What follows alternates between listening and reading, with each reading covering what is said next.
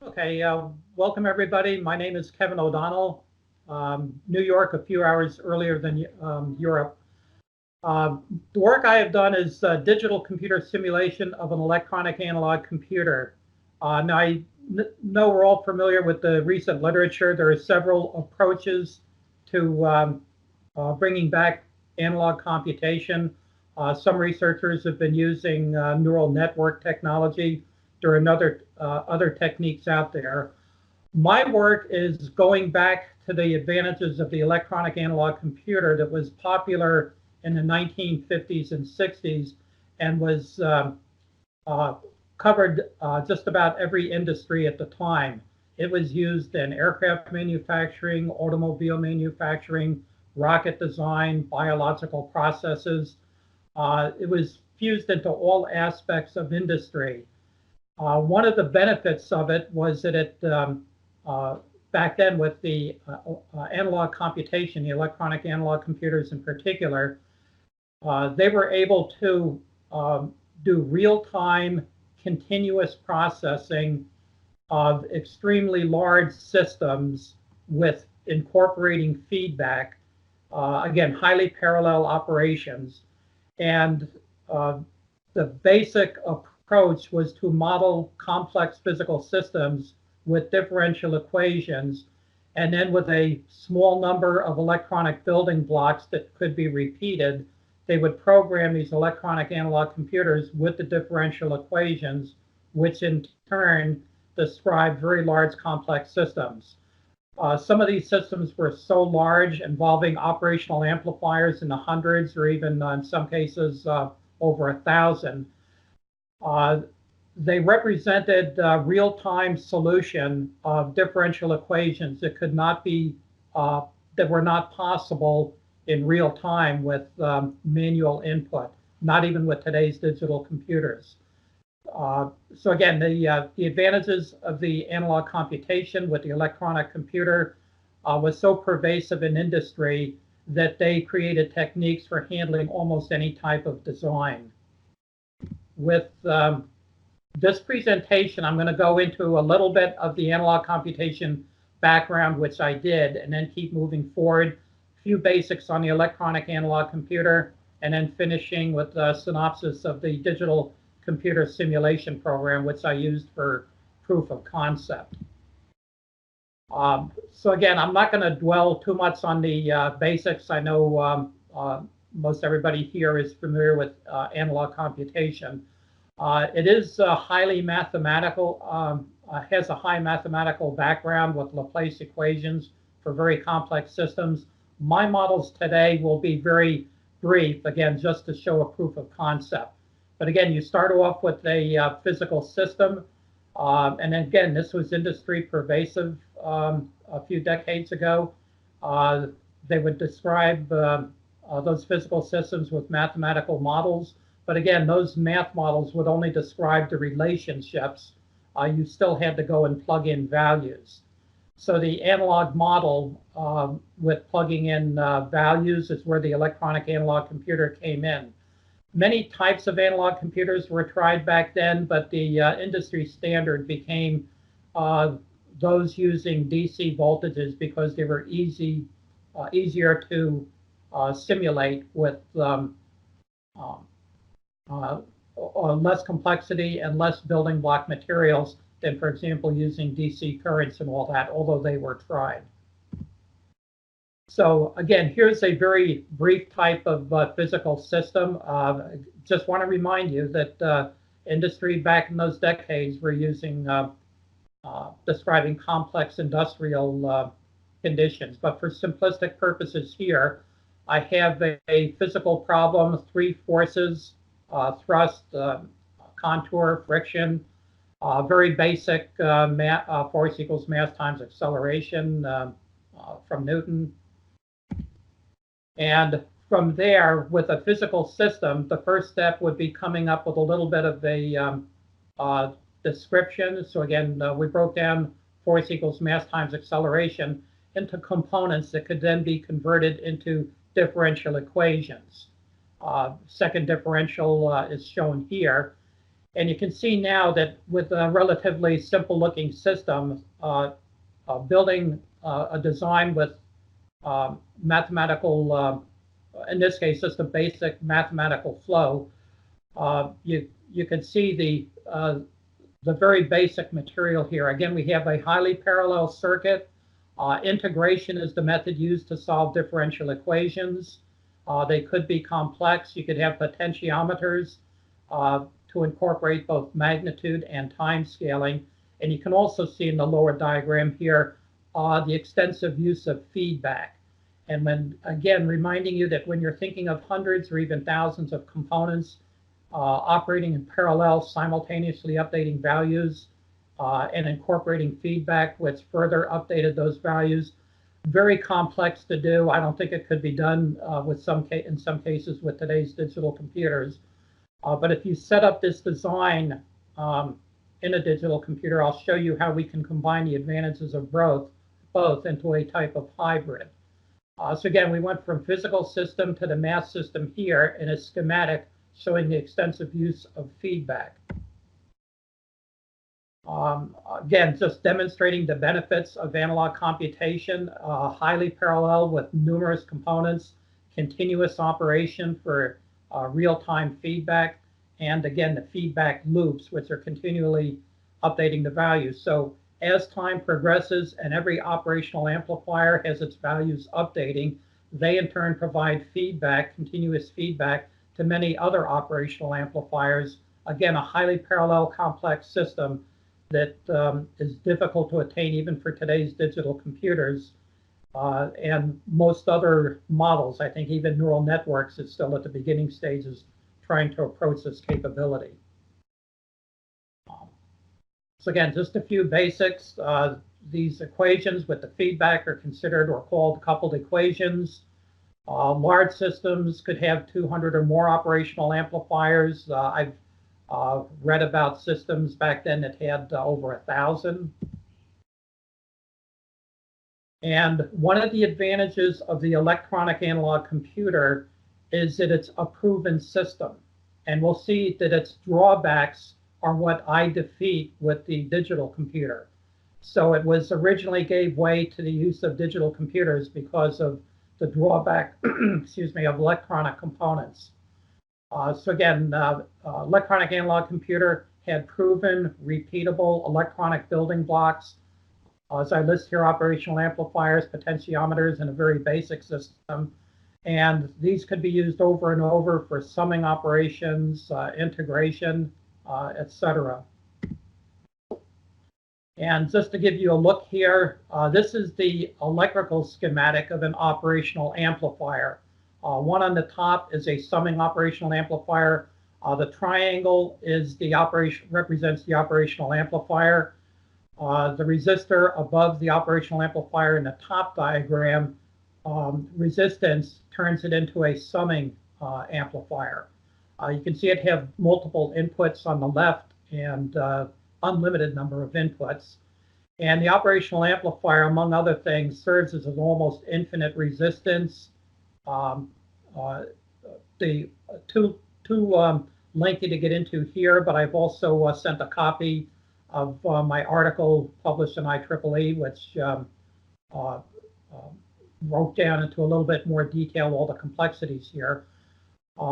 But again, top model shows a summing operational amplifier with a very basic mathematical equivalent below it. Again, the output voltage versus the resistances. And then the bottom circuit shows the integrating operational amplifier. You notice the difference here is it has a capacitor above the operational amplifier. And that capability, as you know, the variable capacitance, once circuit current flows, is what gives it the equivalency of a integrating unit. And you can also see that there's provision for initial condition into the integrating operational amplifiers. So here the math model or formula below it, a little bit more complex, but just to give you an idea of what these electronical components could do. And again, we're not starting this from new. The reason I picked up, just to repeat, the use of the electronic analog computer is that the use of it was so pervasive that all the work on how to use it has already been done before us. We would just need to dust it off and use it again when I show you what I do with the digital computer.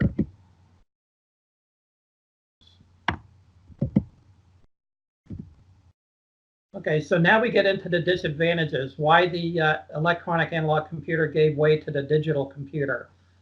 Mainly when you start connecting all of these electrical components, the more and more you connect together, you're going to have a lot of disadvantages. One is for each individual component, you're going to get drift over time. It requires a constant calibration to get it back to its zero equivalent every time you run an experiment or a simulation. It also suffers from loading. As you know, when you connect multiple electrical components together, one is really not isolated from the others. They will have loading effects. One will affect the operation of the other, which gets very complex when you start adding hundreds or over 1,000 components together. And then you can have spurious inputs cause noise. So these are the three main disadvantages, and why ultimately the analog computers gave way to the digital computers in the 70s and on.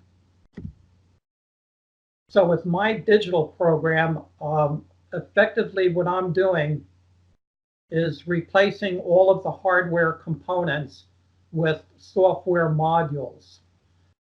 So when you have a software module that acts like all of these electrical components, you do away with drift. As you know, digital code it's repeatable, it's reliable, it doesn't change in operation. You run the same program over and over, you get the same results. So by substituting digital coding or modules for these hardware components, you ended up with ideal components. There was no more drift that required constant calibration. There was no loading effects. They could be considered to be in isolation or independent of the values and other components. Noise was controlled. So again, simulating the hardware components in the electronic or in my digital computer program does away with all the disadvantages. And in effect, now you're back to the availability of electronic analog computer that again is very complex, almost on the border of some of the new studies coming out with systems of systems. Again, modern systems are so complex that when you combine one system with another, you have, again, system of systems, very complex studies going on now that I think the electronic analog computer via the digital computer could definitely help. But again, the disadvantages are gone with the modules. However, how the program proceeds is equivalent to the electronic analog computer. And this is what I'm displaying in this slide here. By dividing the operation of the program up into small time increments, and with the program I created, you could set the increments wherever you want, hundredth of a second, as I show here, thousandths of a second. If you divide the operation of the program into increments, then in each increment, all of the operational values, operational amplifier values are updated. And that will be taking into account their initial conditions, the feedback from other operational amplifiers, again, their input to additional operational amplifiers. So with all the electronic components, operational amplifiers on the board, as you update them with each increment, every operational amplifier is updated from its initial conditions, its progress, feedback from other components. Again, a very highly parallel operation. And this is the heart of the program. So my program solves any set of differential equations by using increments. And by updating all values with each increment and then progressing through the entire program, it's operating, we found out with our test at 0.01 second, hundredth of a second or smaller, the function outputs became virtually continuous, smooth, and extremely accurate. So again, with each loop, the operational amplifiers are updated. up. And again, with smaller increments approaching a continuous function. Don't forget these can be programmed for magnitude scaling, time scaling, so you can in effect stretch out or compress the operation to give a closer look. You can pause the operation to check values, again, just like you could with the old electronic analog computers. So what I predicted, I had two predictions. One was that if every component is updated with the values, including feedback of all other components during each time increment, and if the increments are small enough, then repeatedly applying this process does simulate the continuous and parallel operation of an analog computer. Second prediction was using digital procedures, as I said, to simulate the physical components. We eliminated the effects of drift, loading, and noise. And similar work has been done in other areas. Some newer products you hear about now are software-defined radios, in effect using the same concept of replacing physical hardware components with coded modules. So here's one of our test programs. Again, not going to go into details, but this is taken from the article that was published in the IEEE journal. If you want to get a copy, or I did forward one if they wanted to distribute it to anybody interested. This is a, again, you describe a physical system with differential equations. You set up the solution with integrals and these other products here. So basically, I'm stepping through from one of the diagrams I showed earlier of how you start off with the output voltage, and then with progressive mathematical simulations, you end up at the bottom with a small formula. Again, this is just for proof of concept to show that the concept works before going forward. Okay, the next step would be, once you describe the system mathematically, you also end up with an equivalent electronic circuit that serves as a model. So in electronic circuit parameters, this is describing the same mathematical system we just looked at. You can see in this case we're using two operational amplifiers. Both of them are integrating amplifiers. Again, this is depicted by the capacitor above the operational amplifier. In the olden days, they would create a schematic for the actual analog programs to go out and set up the wiring of the computer. One thing I want to highlight, my model simulates the way you would set up and run an old electronic analog computer, but that may be valuable for electrical engineering students. But if you were just interested in the parallel operation and getting a solution, you could actually bypass all that. So again, I added the exact steps needed to simulate an electronic analog computer, but you could bypass some of them if you're just interested in the program setup and solution. So here are the output values we got. Again, we ran this program for 10 seconds. My program, you could pause just like an old electronic analog computer, and we could compute different values and test it against the mathematical model. So again, with a simple model, simple math model, we can compute the results mathematically and with our test program, and they were always equal. So, so basically our test shows that they were highly accurate and reliable, two of the major tests you want with this type of program. The slide you're looking at now is a graphic that I created. Again, based on different inputs, most of the people who wanted to see how this worked preferred a little bit of a menu problem. And again, this is showing the wiring, how you would wire and connect the operational amplifiers, potentiometers at the bottom. But as I said, this is duplicating an electronic analog computer in its entirety, which can be bypassed. If you just want to say, insert these components and bypass all the schematics and everything, you can do that. Again, I'm just being very detailed in my explanation. So this is a typical old electronic analog computer patch panel where you could wire and connect. Some of the wires are visible here that I would program in, and again, you can rerun this every time you want. So you see a few wires connected here. And again, this patch panel right now is wired equivalent to the circuit and math formula that we just reviewed in the previous slides. This also is a graphic. This is a computer graphic that I created, and it's modeled similar to an older electronic analog computer. And you can see this one has 10 operational amplifiers. Excuse me, the needle in the indicator in the center is shows it paused at a certain value, and everything is programmed. All these knobs work. You can program it with a mouse or keyboard, however you want to manipulate it. But again, we paused the running of the problem at a certain point, and you can see that the needle on the output display matches the digital results right under it. But again, this is entirely a graphic symbol that I created.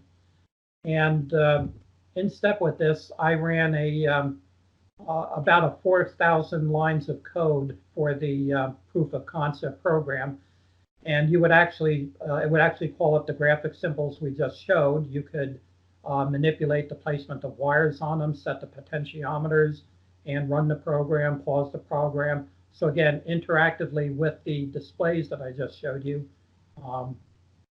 But again, giving perfect outputs with our mathematical solution. So again, the results of the test, as I said before, the program results matched exactly the math results, showing it's accurate, and the function smoothed out with 0.01 second time increments or less. And because the same results were produced in each of 10 test runs per formula, showed the program is reliable. Again, the benefits at the bottom, no drift, no loading effects, no noise. And again, as I said before, that's why other people are using this technique in components like software-defined radios. They're finding new ways to use a digital computer to simulate electronic hardware components. So as I said before, finishing up now, other enhancements and uses, it's unlike the old electronic analog computer where every time you ran the same problem, you had to rewire it and everything. You don't have to do that. With digital computers, you can save your last work, load something you've done previously that's already wired and set to go, change it around, and you can even, like I say, bypass the wiring steps and just say I'm inserting this capacitor or operational amplifier in these positions, and basically radically shorten the time it takes to set up and reuse components from past simulations and new simulations. So again, that allows you to speed up the simulation considerably. It also has educational purposes. I showed this to a math teacher friend of mine who wanted a copy of it to run in class because the graphics of, say, solving differential equations, the visual outputs that I created just made it so clear as opposed to just reading in a textbook that, again, the visualization of handling some of these electrical and mathematical problems, I was told would be a very good educational aid. Again, as I say here, it combines the benefits of for teaching concepts of circuit analysis, differential equations, and programming. And you could go further than this. Older electronic analog computers had function generators, expansion boards if you want to add more, and that could be done, and that could be future research. So that's, in a nutshell, the basis of my presentation. So at this point, if there are any questions, you can bring them up. I'll try and go back off PowerPoint here. Yes, thank you very much. And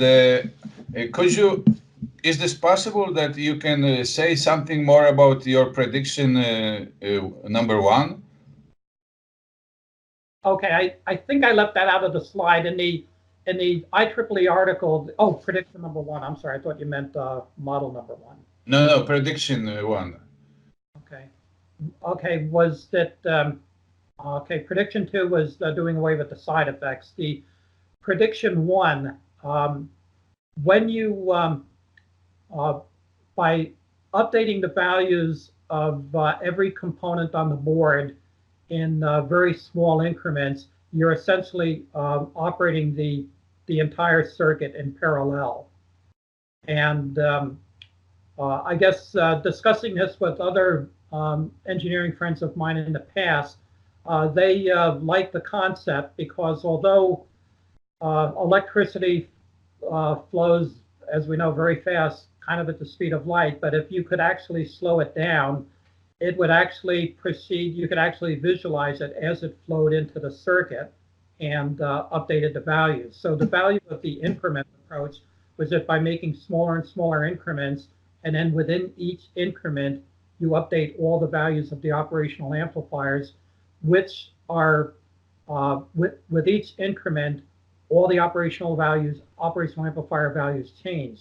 So in the next increment, when you update those values again, you are now incorporating the previously updated values from all the other operational amplifiers. So you have a continuous parallel operation in which, again, with very small increments, all of the operational amplifiers are being updated virtually in parallel and getting continuous feedback for their new values from the prior increment. And that was my one prediction, and it worked fine. And I've shown this to quite a few people now. But if I understand this correctly, this prediction is a kind of requirement for the system to work in a nice way, or this is just, what is the purpose to keep this updating continuously through the system? Okay, that's where you have parallel operate. In other words, if you ran the program for 10 seconds, it would go extremely fast, and you would see values at the end. So again, you don't have to pause at every time increment. But again, because the nature of this of a circuit board has multiple electronic components on it, if you were to test this in hardware, which I've done with other experiments, it would be easy to see that if you have multiple components on electric circuit board, and then you turn on a switch, you can see the values of all of them changing simultaneously as each one is being affected by the output of the other.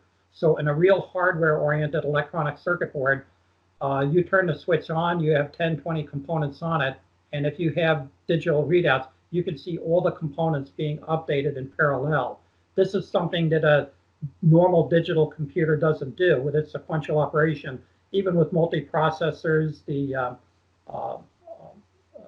big data way of dividing up programs, this is a different type of operation. So I do the same thing by having all of the values updated. In effect, with each time increment, you're on a very fast scale, you're stopping the clock, you're updating all the values based on the current values of every other component out there. Then you're starting the clock again and stopping it after, say, 1/100th of a second again. And then you're updating all the values based on the new values from all the other components. And that's what dividing it up into increments does. That's really the heart of the program, and why my program operates just like an electronic analog computer did. All the components are effectively operating in parallel, continuously, with real-time feedback from all the other components feeding in to the continuous updates. And that's something that I've approached a few digital computer friends of mine, and they don't know how they would do it. All right. Okay. Thank you very much. That is a nice explanation.